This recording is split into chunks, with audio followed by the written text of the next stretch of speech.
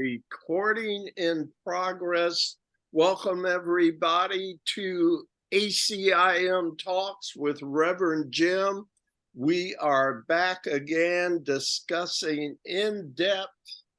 I guess it's in depth. We're just strolling our way through A Course in Miracles, but doing it in a rather unique, down-to-earth way that is most appropriate for experienced A Course in Miracles students. So why don't we get our session started tonight? On the agenda, I have a video from Barbara Marx Hubbard. Have y'all ever heard of her? Yeah. All right. Well, Yeah. maybe I didn't need to put together a bio, but since I did, why don't I put that up and have someone read it just to refresh our memories? Is that okay? Sure. I'll share screen and put her bio up here. I had it right here. Where are you? There we go. Bear with me here. Let me see if I can do a little centering and stuff like that. Anybody want to read this? It's like real short. Sure, I'll read it.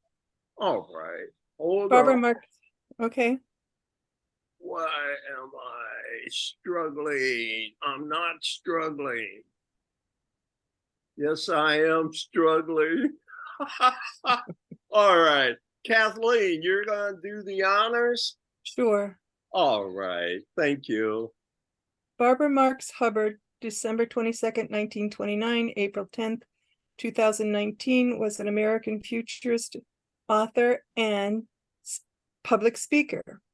As an author, speaker, and co-founder and president of the Foundation for Conscious Evolution, Hubbard poised that humanity was on the threshold of a quantum leap if newly emergent scientific, social, and spiritual capacities were integrated to address global crises.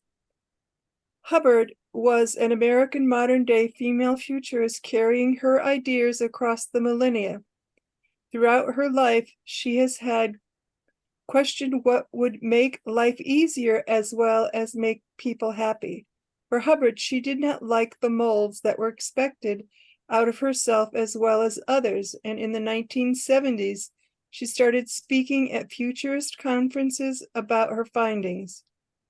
In 1998, she had written and published a successful book entitled The Conscious Evolution: Awakening the Power of Our Social Potential, which was about her futurist ideas of making a better society, as well as focusing on what the conscious mind can do if it is aware of its powers. Her name was placed in nomination for Vice Presidency of the United States on the Democratic ticket in 1984, at which convention she gave a speech upon being nominated. She was the first woman to be nominated for the Vice Presidency of the United States on the Democratic ticket. Okay, so you've all heard of Barbara. Did you know the part about her vice presidential nomination in 1984? I did not. Yeah, I did. I didn't know about Yeah, that. I forget. I think the one that won the nomination was Ferraro. Yeah, I think so. I forget her first name or who the president was that she ran with, but Geraldine Ferraro. Yeah. But Barbara was also nominated, but Ferraro got the pick for vice president. But I said all of that to say that this is a very high-level woman, well known throughout the country for her radical ideas, and probably her speech at the Democratic convention a lot of people just weren't ready. I mean, we're probably still not ready for some of Barbara's ideas, but there's a lot more I could say. She's one of my favorite mentors in that. But let me just, I'm going to stop sharing again here and get ready for the video. I think it's about 7 minutes or so. So let me get that up and optimize for video clip. And let's see, you guys can still hear me, right? Yep. All right, good deal. Yes. So let's 7 minutes and 35 seconds. So let's see what that looks like.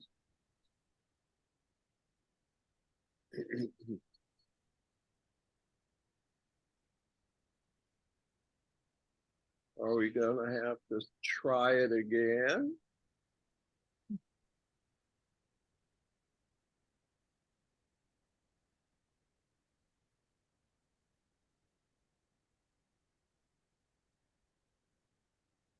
Well, I wasn't expecting that.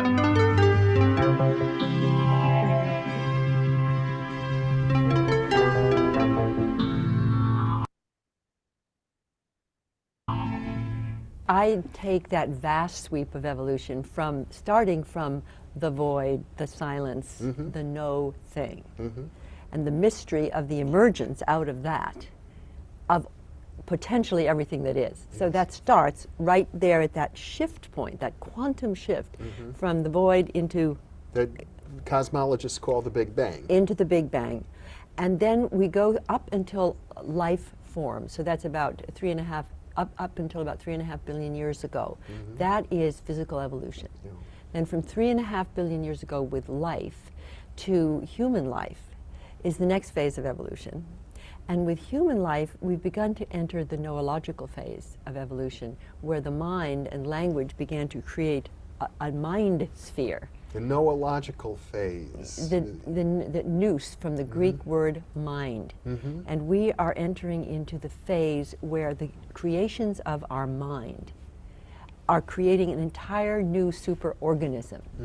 That superorganism starts with thoughts, with our religions, our sciences, our laws, our constitutions, our technologies, our TV cameras, our rockets, our phones, our faxes. We are born now into a field of power that never existed before. So conscious evolution. See, there's been an evolution of consciousness since the first cell. That's multi-billion year evolution of consciousness. Yes. But only recently have we been conscious of the processes that are creating us. And only very recently have we understood the atom, the gene, the brain. And what's happening is now human consciousness is entering the process of evolution, and we can affect it consciously. Yeah. Now, most people still, I think, often think of human consciousness as somehow apart from evolution, apart from nature. Why we talk about man-made and natural as if they're two different orders. Yes, well, for me, I believe with Willis Harman that consciousness is primary. And Willis Harman, incidentally, is the former president of the Institute of Noetic Sciences. That's right, and that consciousness is causal, and that conscious intent infuses the whole universe. So that when you talk about the nothingness before the Big Bang, one might think of that as pure consciousness. Pure consciousness. Deepak Chopra calls it the field of all possibilities. It's out of that everything arises. So the evolution of consciousness, for me, comes from the field. Yes. However, it takes a degree of complexity for any entity to be conscious of consciousness. Yes. And so we go from the cell to the animal to the human to the great avatars, to Buddha, to Jesus. And now it seems to me more and more of us are popping into a consciousness of consciousness. And even more so, I'm calling it the emergence of a universal species. I wouldn't be surprised if Homo sapiens, the species that we all are, who is basically has a self-centered consciousness, and it's a great advance over an animal consciousness. But what we might call cosmic consciousness, or universal, or Christ consciousness, or Buddha mind, which has been templated by great avatars, I sense it's cropping up in millions of us without benefit of clergy. It's not a religion, it's the evolution of religion. It's the evolution of the species to become aware of the consciousness that is, and to be conscious of how to guide it through intent. One might even say it's sort of a natural state to be enlightened if we remove all of the normal obstacles that are part of our conditioning. This is true, and you know, I got my faith from Teilhard de Chardin. The great Jesuit theologian. Right, in his book, The Phenomenon of Man. And what Teilhard said was that he saw God in evolution, and he saw it as a spiral, and every time there was more complexity, there was more consciousness and more freedom, from molecule to cell, from single cell to animal, from animal to human. Now, we're born on a planet that's obviously getting more complex. It's all integrating and interacting at a very fast rate. If it is true that out of complexity there comes a jump in consciousness and freedom, I think we as members of this living planetary body are being connected on multiple levels, electronically, internally, environmentally, such that more and more of us are experiencing ourselves as part of the whole. Well, that's an interesting phrase, experiencing ourselves as part of the whole. It seems that one of the big dichotomies culturally, or polarizations culturally, are between people who are kind of see themselves as set apart from the whole and are very concerned with themselves and their ego and their own group, and screw the whole, as opposed to people who are seeing things holistically. Yes, and it's so interesting because when you feel yourself to be part of a whole, you get your own growth potential, your own self-actualization through participating in the whole rather than separating from the whole. And I actually feel this is the evolution of the species right there. If you feel that your self requires you to be separate and see the other as not self, that's one thing.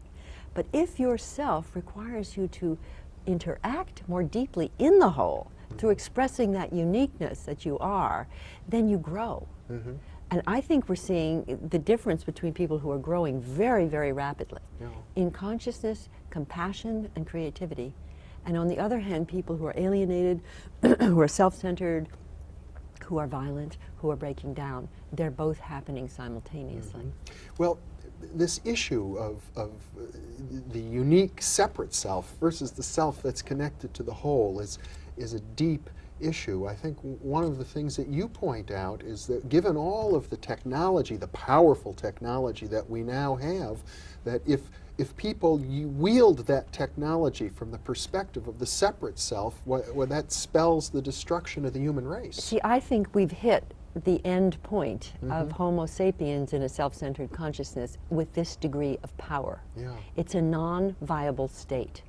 So the best thought that I could have is we're transitional into something that's emergent out of many of us from all traditions and all cultures, which is the person who experiences naturally the empathy. Naturally. You don't have to be told not to kill something because it's you.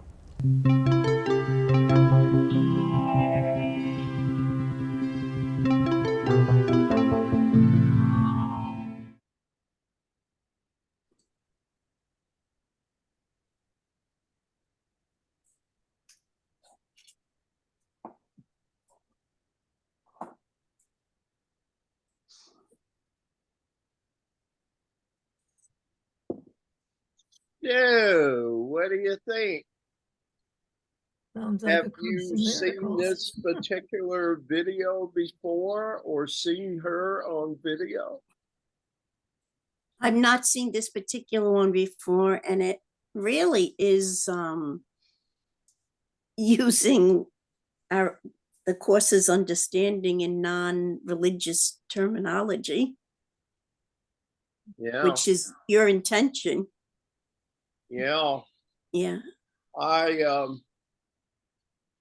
showed a longer video of hers several years ago. I used to show it at my retreats. And let me see if I can say it this way. She sees evolution as a spiral. And the spiral started with the Big Bang 14 billion years ago.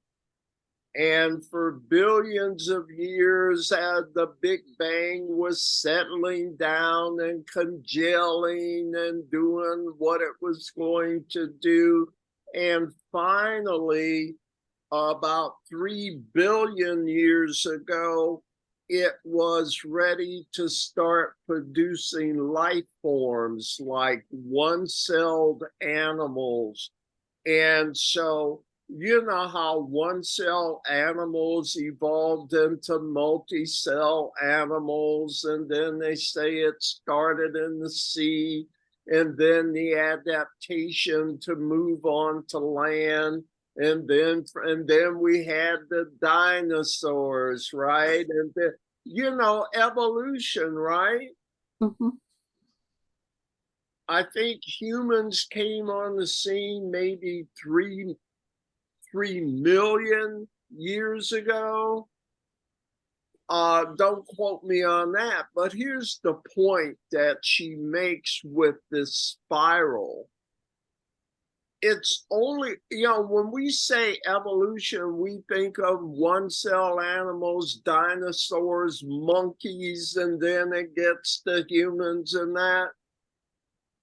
But the whole time, until fairly recently, there was an element of evolution that nobody was paying attention to.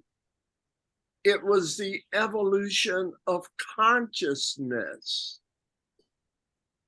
And while it was not noticed for so long, you know, we just saw the physical manifestations. And then all of a sudden, we started getting crazies like us that evolved consciously. And here's the thing that makes conscious evolution so important, is that we are discovering that conscious evolution controls physical evolution. As our thoughts evolve and change, and we start to see the power of our thoughts, we see how we have control over the future. And that was not known for a long, long time. We saw the results, but then we started discovering where it was coming from. And so with the proliferation, the capabilities of our technologies and that, she's saying things are getting so complicated that self-centered people or entities have the ability to not only think separate thoughts and annihilation and that, but now have the technology to do it. I don't know if you remember this about Barbara, but part of her awakening was after the atomic bomb on Hiroshima. And humans discovered, oh my God, we could blow up the whole world. That's the power of gods. Well, wait a minute. We could blow up the whole thing? And we've had that power for some time. But do you see how the outcome of a power like that in a self-centered society can lead to total destruction now? So that was a big wake up for Barbara with the atomic bomb. Comments? Mm. I don't know that this is new. I think this is old that we're just going back to. I mean, we talk about, you call it the physical evolution. I look at it as the intellectual or the technology, which is the intellect. But these, the consciousness part, I think has been with us for a very long time. And Well, that's the point she was making. It was always at the center of the spiral, but it went unnoticed for such a long time. So Right. we paid attention to the symptoms of it, the physical things, and then we started to discover this is coming from consciousness awareness. mm-hmm, mm-hmm. And there was a part in the video where where the gentleman she was talking to said, yeah, we're in a movement to where we have to remove these things we've been taught. Do you remember? And do you see why I'm playing this at a Yeah. course? Yeah, very pertinent. Yeah. You know, Different languaging to what we're learning. Yeah. you know, so for me, I do a lot of bringing in other spiritual teachings, other teachers from other genres, if you will, to show you the course material is not the only one saying these things. We heard it from Yogananda. There are different versions of it. But for me, it always makes me feel better when I find out I'm not the only one. And I think this movement is growing. She talked about the great avatars, right? Buddha, Yes. Jesus. And I remember one of the teachings in my book, it started out with a Bible scripture. It said something like, the light came into the darkness, but the darkness did not understand it. And Jesus represented the archetype of this new type of self-aware human. And so I don't know about you guys, but I just keep holding on to this because I believe we're getting ready for a quantum leap from Homo sapien to universal humans. If we work together, how many places in outer space would we be, even in the dream? As you were talking, my whole body, my whole reaction and my whole essence is that this is beyond all beyond, that we can't even imagine, and that this beyond started as the oneness that it always was and always will be, and we're just a pebble in the sand. And and all those pebbles in the sands, whether you want it to be galaxies or whatever, are all part of whatever you want to call it is. If you first, in order to tap into the power, the power is in the relationships of the grains of sand. Right. Yeah, exactly. Nothing. Yeah. I understood her to say that unless we experience ourselves as part of the whole, that's where the growth comes in. Yes, exactly. Yes.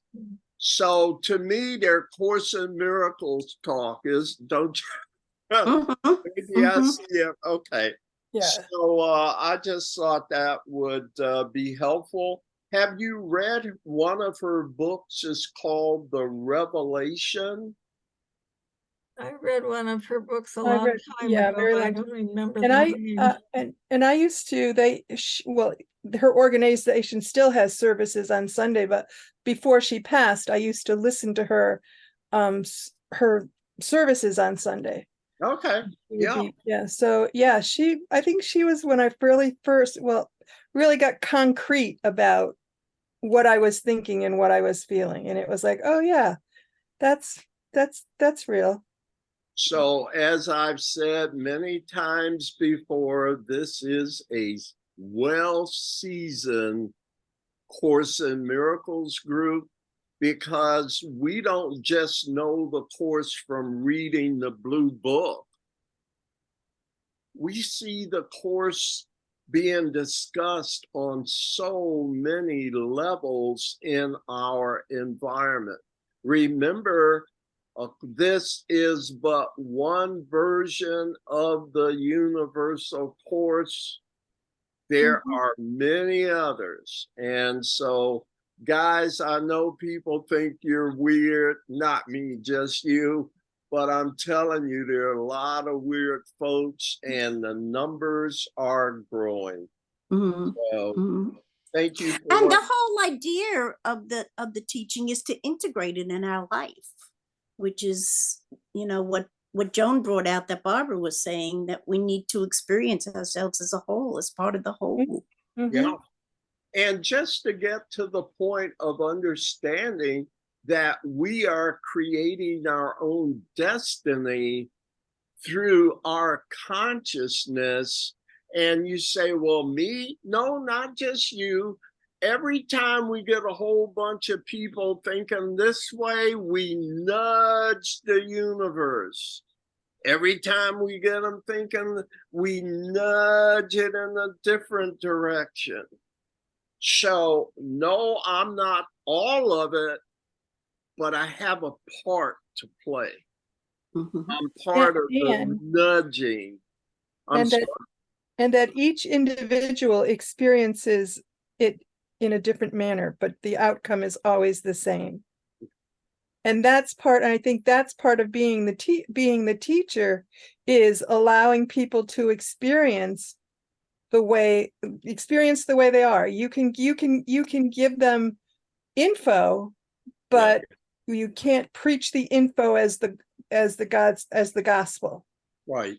Yeah. And the Holy Spirit strategy is to have a flavor for everybody. Yeah. You don't like this version? Here's another one. Try this one. Yeah. And we'll find one that is for your individual path.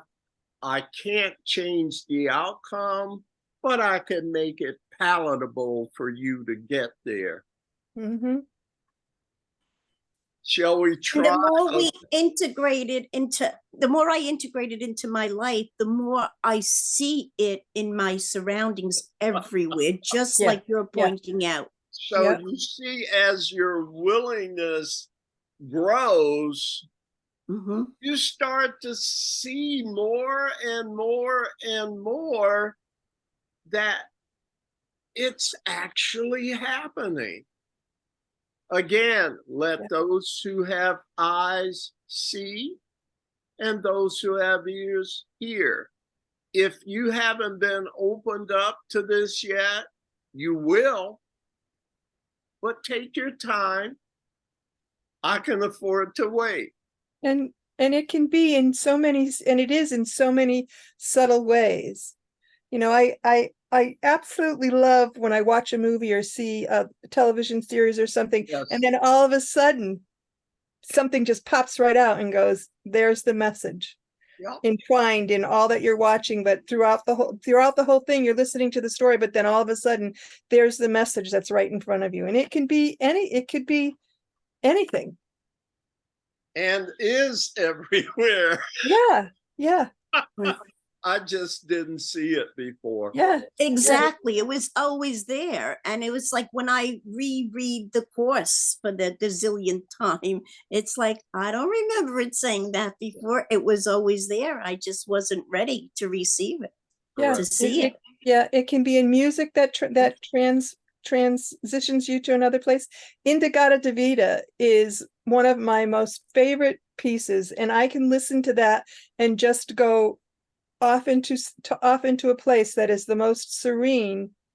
Now, is that an orchestral piece? Yeah, by the Iron Butterfly, Indagata Davida. It's a hard rock by Iron Butterfly. Composer. Yeah. Do you know the composer?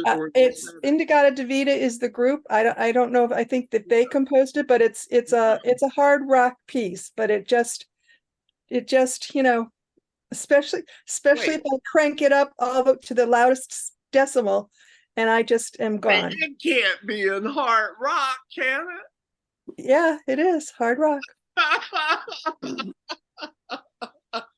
So does that not give us a comfort level? Yeah. To see that we are pioneers, participants in the quantum leap.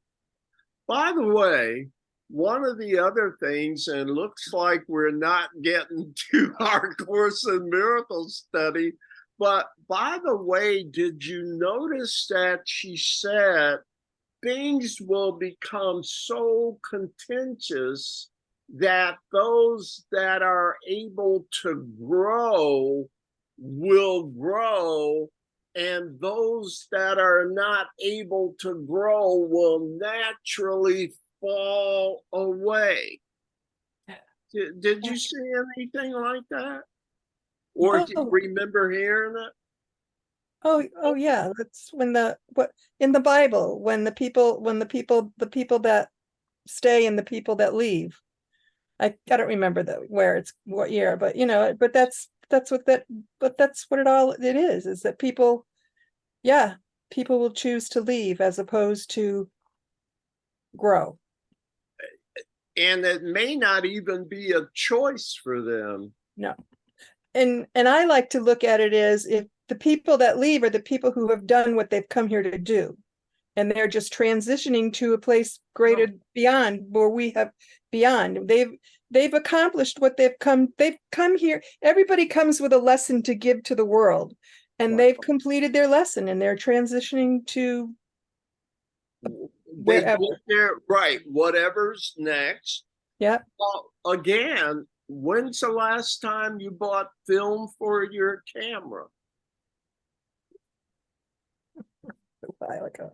Okay, it didn't grow and evolved, and it just naturally fell away. Mm-hmm. Or you look at the Bible, is it in Revelations, where it talks about, and you will turn your swords into plowshares. Why would you have to turn your swords into plowshares? I'm asking. There's no reason to have a sword anymore. Right. Okay, it wasn't a fight about it. Nope. It's just that those that evolve, grow, and continue, and those that don't, thank you very much, right?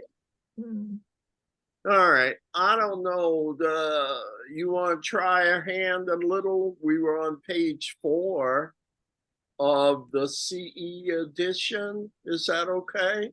And Kathleen, I know you're going to have to leave shortly. Yeah. Too, but how about we do what we can, ladies? All right.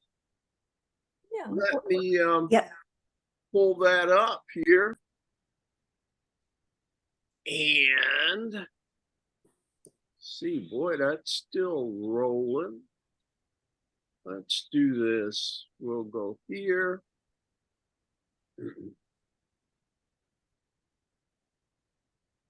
And maybe make it a little bit bigger here. Hold on. What is going on? Can y'all see it? Yes. Yep. All right. I did something wrong. I can't see you on screen. But why don't we just finish off with some reading here? Dee, would you go first, and then Joan, and then Kathleen, if she's still here, and then I'll be the last reader. If that's all right, get us started, Ms. Sure. Please. Okay, this is under the section called a course.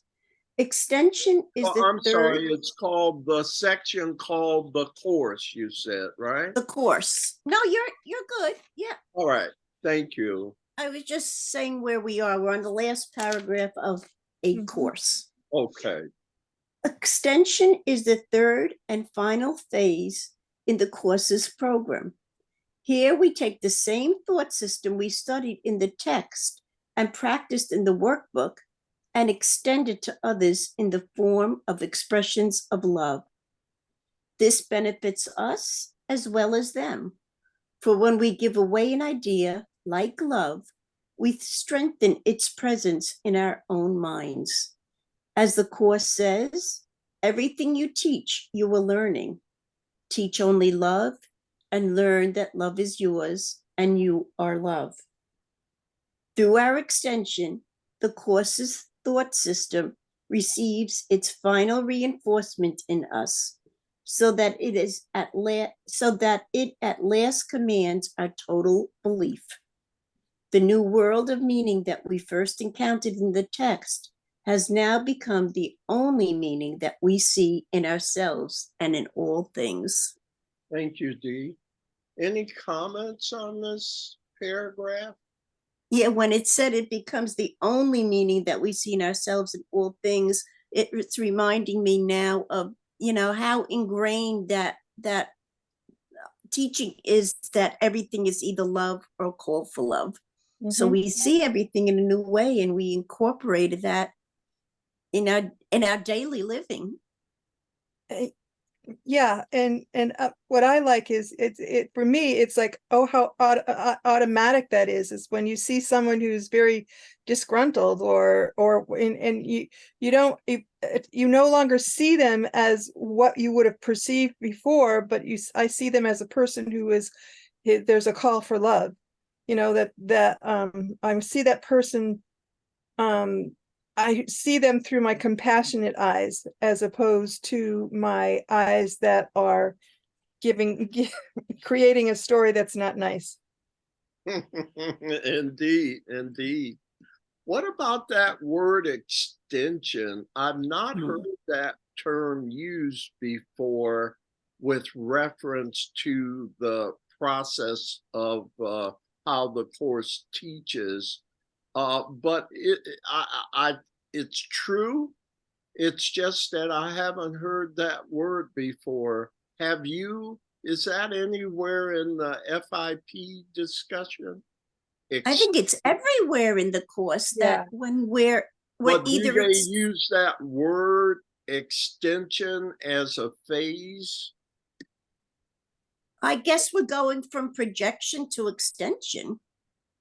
Is to me what he's pointing out in this writing. Right? And so isn't that the teaching? Well, I think most definitely it is. I'm not familiar with that term. Like text, workbook for students, manual for teachers, but extension is implied through the study of the content of those sections, I suppose. I guess that's the conclusion of incorporating it in our whole life. Well, I think, we use the analogy of how it's very, meditation helps you in your meditation room,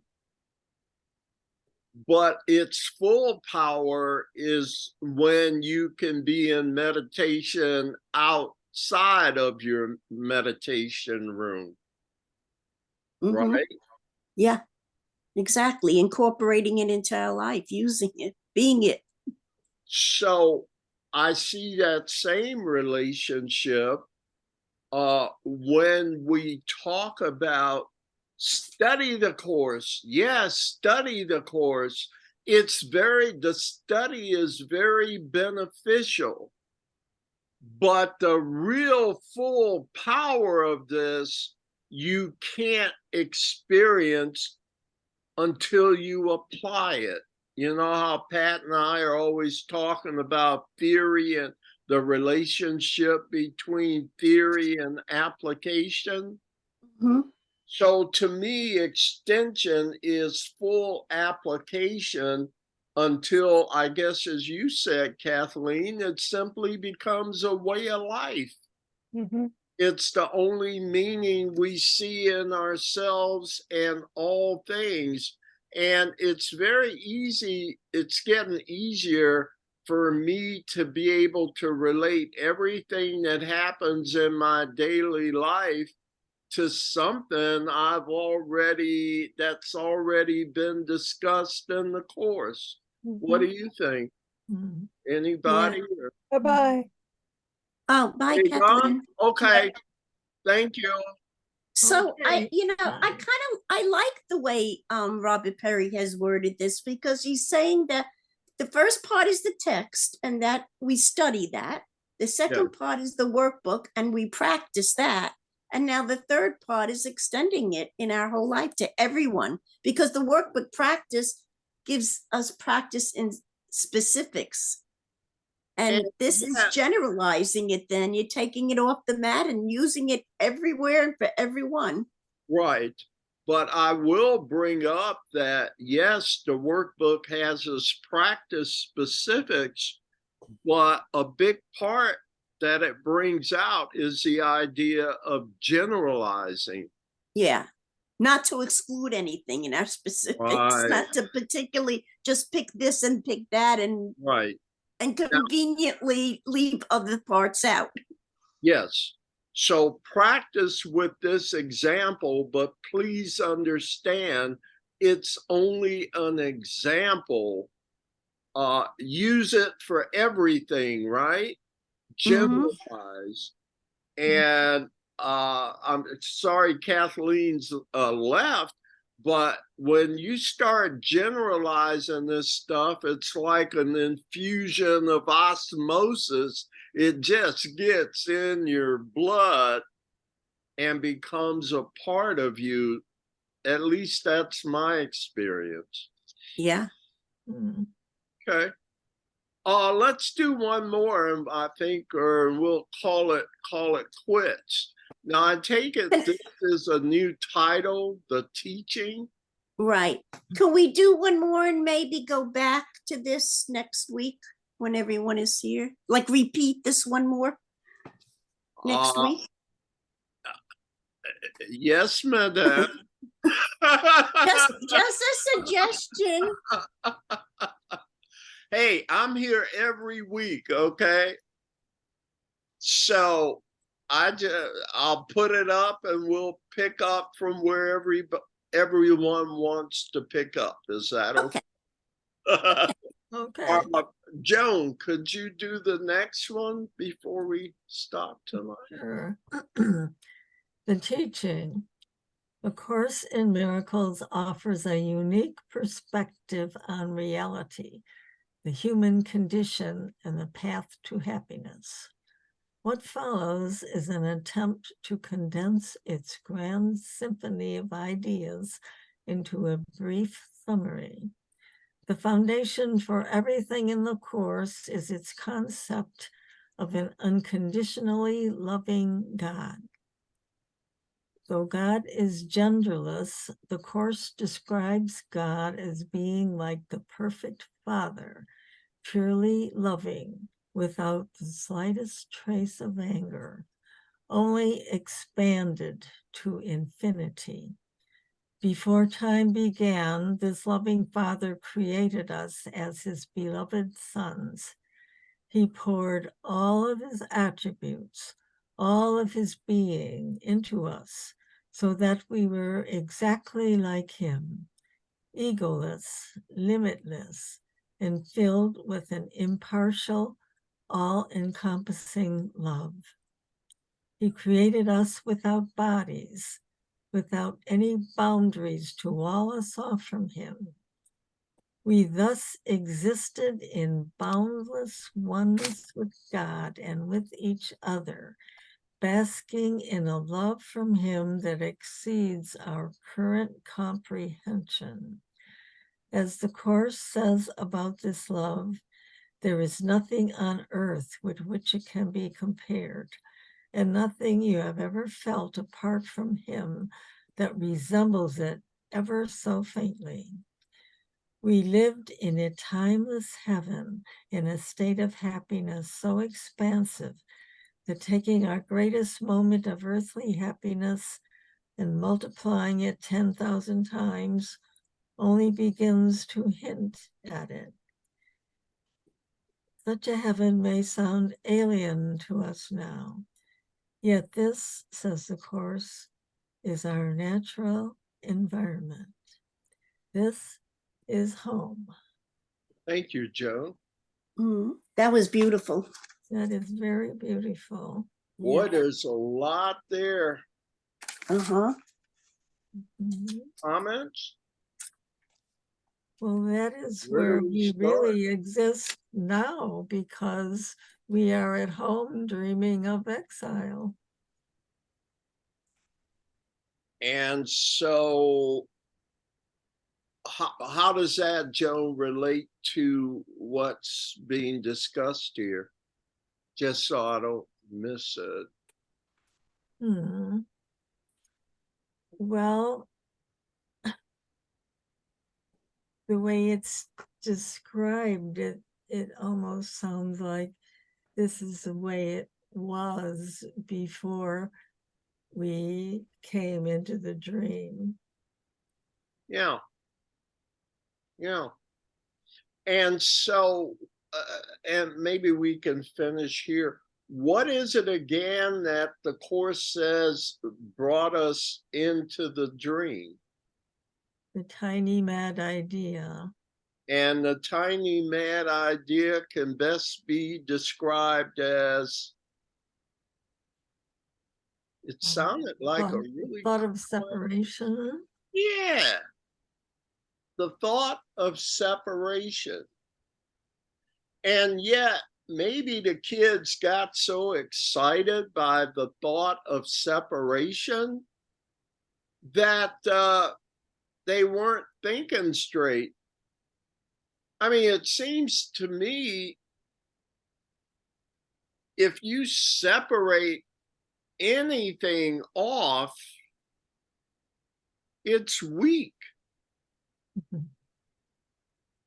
Mm-hmm. Didn't the kids stop to think of that before this separate heaven idea caught on? And they actually,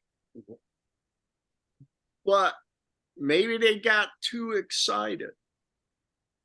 Because reason would have said anything you split apart loses power. Mhm. And so it is, ladies. I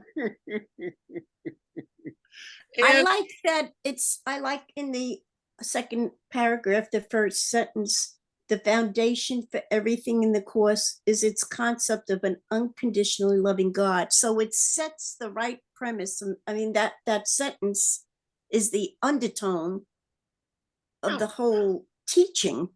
And now do you see the connection between A Course in Miracles and unity?